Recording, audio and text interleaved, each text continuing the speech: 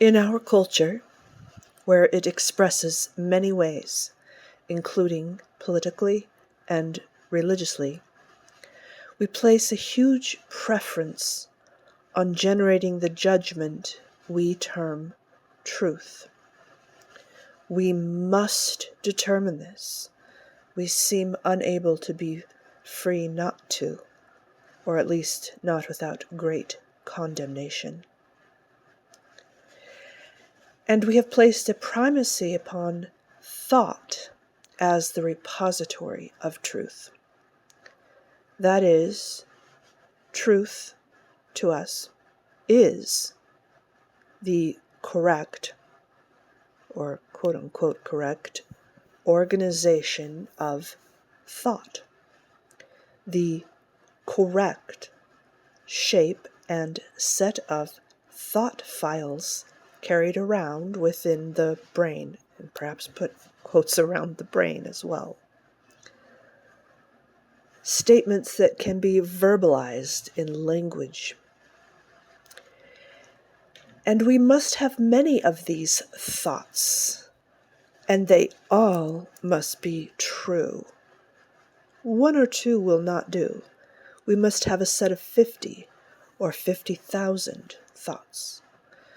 We must select or judge from the smorgasbord of thought presented to us in our society and select which pole of the thought we allow to reside in our system.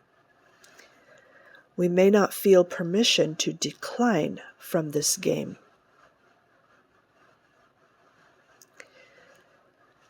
If the organization of our thoughts doesn't fit how we judge thoughts are best to be organized, perhaps within great historically invented and developed collective habits of thought organization we term reason or scriptural or whatever system or hodgepodge of systems, if our thoughts don't fit the current system habit, then the judgment and self-congratulation of truth is also not met.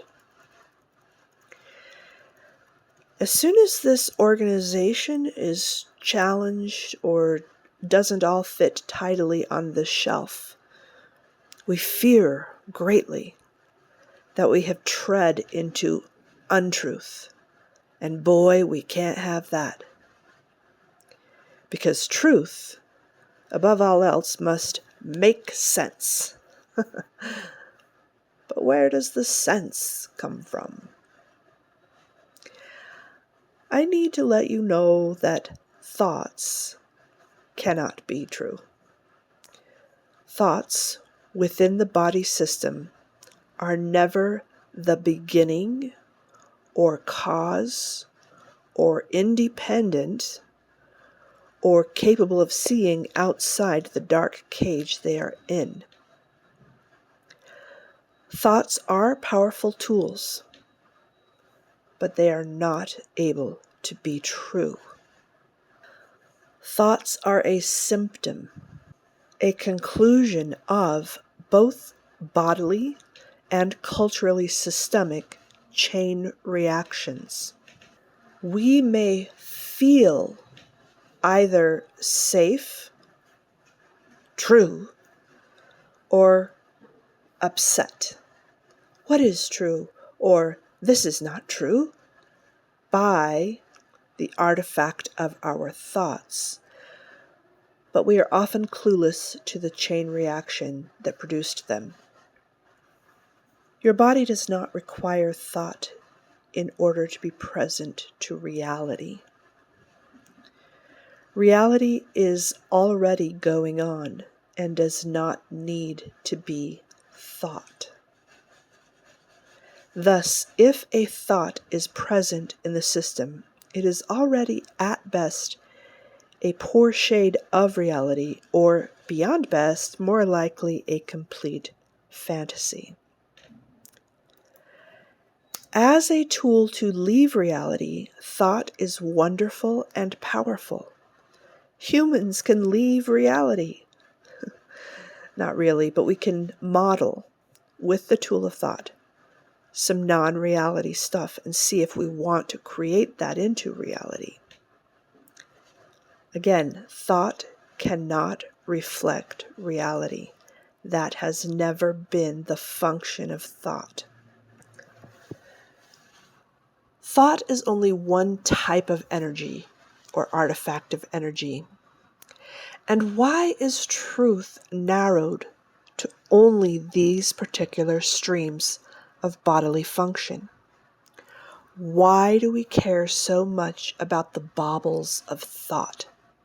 My precious, in a Gollum voice.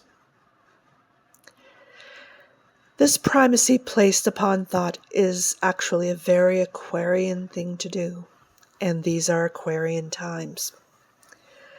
But ultimately, as to being a body and being a family of humanity, there is no necessity of placing thought in primacy of anything, especially as minions of truth. No necessity, no reality, only the state of current preference and commitment and current flavor of human self-delusion that we are playing with and working through.